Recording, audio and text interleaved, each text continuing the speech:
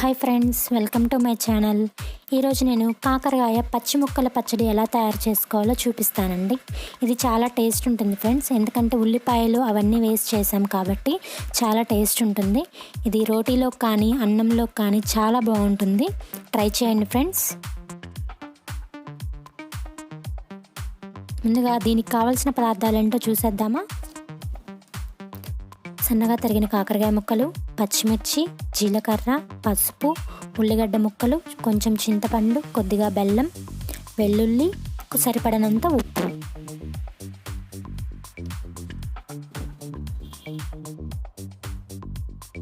ఇవన్నీ నేను రోట్లో వేసి దంచుకుంటున్నాను అండి. ముందుగా ఒక్కొక్కటి దంచేసుకుంటున్నాను. పచ్చిమిర్చి వేసుకుంటున్నాను. ముందు కొద్దిగా ఉప్పు వేసుకున్నాను. పచ్చిమిర్చి కచ్చాపచ్చాగా దంచుకున్న తర్వాత వెల్లుల్లి, జీలకర్ర అన్ని 1 by 1 వేసుకుంటూ దంచేసుకోవాలి.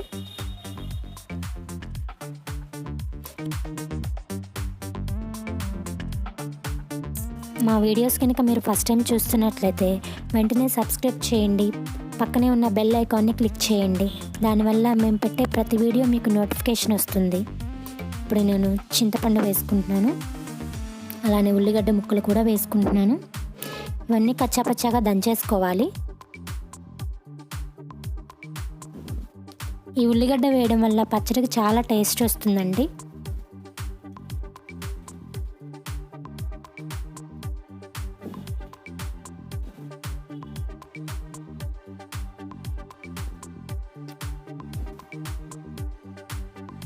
ఇలా దంచేసుకున్న తర్వాత అవన్నీ నేను పక్కన పెట్టేసుకుంటున్నాను. ఇప్పుడు నేను ముందుగా తరిగిన కాకరకాయ ముక్కల్ని తీసుకుంటున్నాను. ఇవి కూడా కచ్చాపచ్చాగా దంచేసుకోవాలి.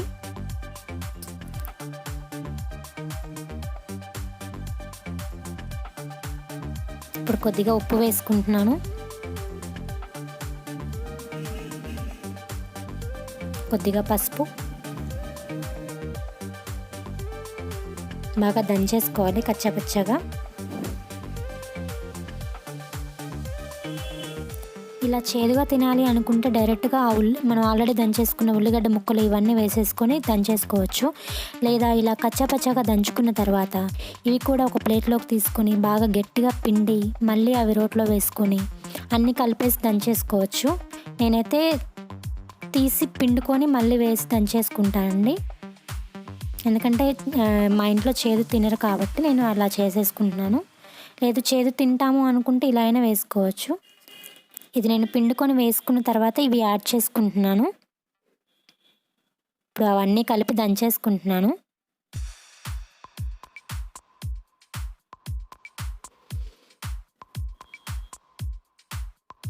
ఇవన్నీ కలిసేలాగా ఇలా దంచేసుకోవాలి బాగా. మనం కాకరకాయతో చాలా వెరైటీస్ చేసుకోవచ్చు. ఇలా పచ్చడి చేసుకోవచ్చు, ఫ్రై చేసుకోవచ్చు, పులుసు పెట్టుకుంటారు చాలామంది. చాలా బాగుంటుంది కూడా. ఈ కాకరకాయని ఇష్టపడని వాళ్ళంటూ ఎవరు ఉండరండి.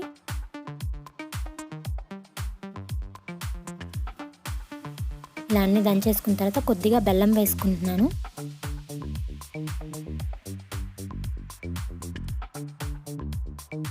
సాధారణంగా ఏ పచ్చడైనా కానీ మిక్సీలో నూరేదానికంటే రోట్లో నూరుకుంటేనే చాలా టేస్ట్ వస్తుంది పచ్చళ్ళకి.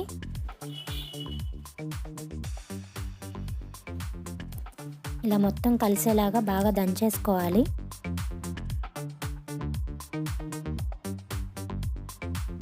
ఇలా మొత్తం దంచుకున్నాను అండి. రెడీ అయింది. ఇప్పుడు నేను తాలింపు వేసుకుంటున్నాను. ఇది మొత్తం ఒక ప్లేట్లోకి తీసుకోవాలి.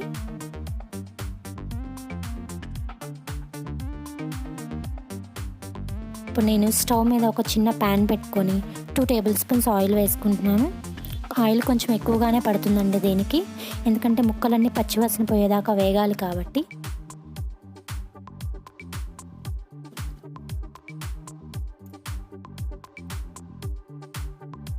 ఆయిల్ హీట్ అయ్యాక తాలింపు గింజలు వేసుకోవాలి.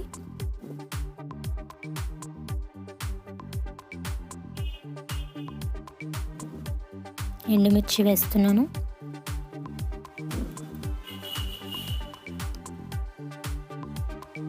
ఇలా లైట్ బ్రౌన్ కలర్ వచ్చేంత వరకు ఇలా తిప్పుకుంటూ ఉండాలి.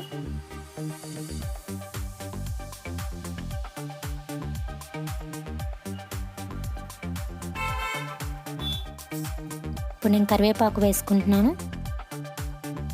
కొద్దిగా ఇంగువ,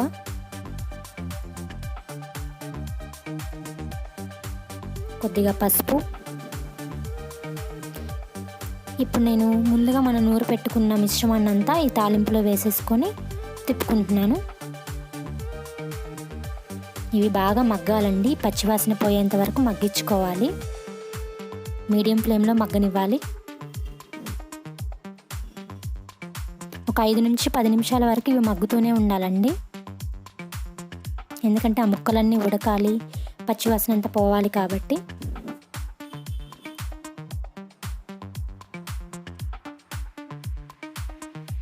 మధ్య మధ్యలో ఇలా తిప్పుకుంటూ ఉండండి, ఎందుకంటే అడుగంటుతుంది కాబట్టి మనం అడుగంటకుండా తిప్పుకుంటూ ఉండాలి.